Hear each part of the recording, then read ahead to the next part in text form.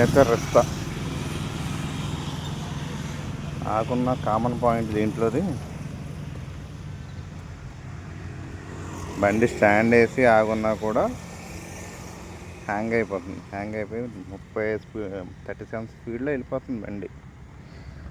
అదొకటి పాపం. ఇదొకటి ఊడిపోతుంది ఏంటని అడిగితే 2-in-1 టేప్ వేసి ఇచ్చారు పాపం లోపల.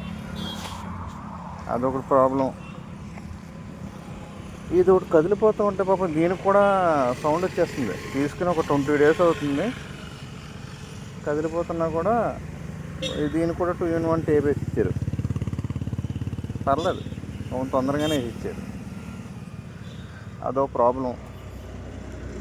ఎక్కువ మోడ్లో ఎవరినైనా ఎక్కించుకుంటే ఏదైనా అప్పెక్కాలంటే చచ్చిపోతుంది.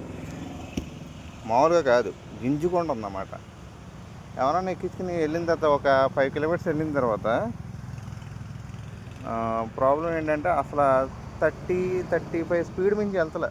ఏంటంటే స్మార్ట్ ఎక్కువండి ఏదేదో చెప్తున్నారు వాళ్ళు. అంత 1,80,000 1,90,000 దగ్గరలోకి అయిపోతుంది. ఎందుకు అంత కాస్ట్? అన్ని అడ్జస్ట్మెంట్లు చేసుకున్నప్పుడు ఎందుకు అంత కాస్ట్? ఈ బండి కొంచెం జస్ట్ 20 days అవుతుంది. ఈ 3 ప్రాబ్లమ్స్ చూశాను, నేను ఫేస్ చేశాను.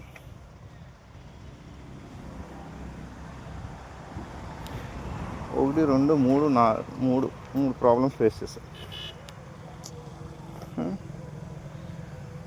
మా కంపెనీ టాప్ అండ్ డబ్బా కొట్టుకోవడం తప్పించి ఏమీ లేదు. జోకర్ ఒకటి తగులుతుంది. ఇద్దరు ఎక్కితే కొంచెం ఫ్యామిలీ స్కూటర్ అన్నారు కదా పాపం, ఇద్దరు ఎక్కాలి కదా. తగులుతుంది ఏంటి అంటే అది అంతే సార్ అంటున్నారు వాళ్ళు. అది కూడా ఏం అర్థం కావట్లేదు. మీకేమైనా తెలిస్తే కొంచెం చెప్పండి.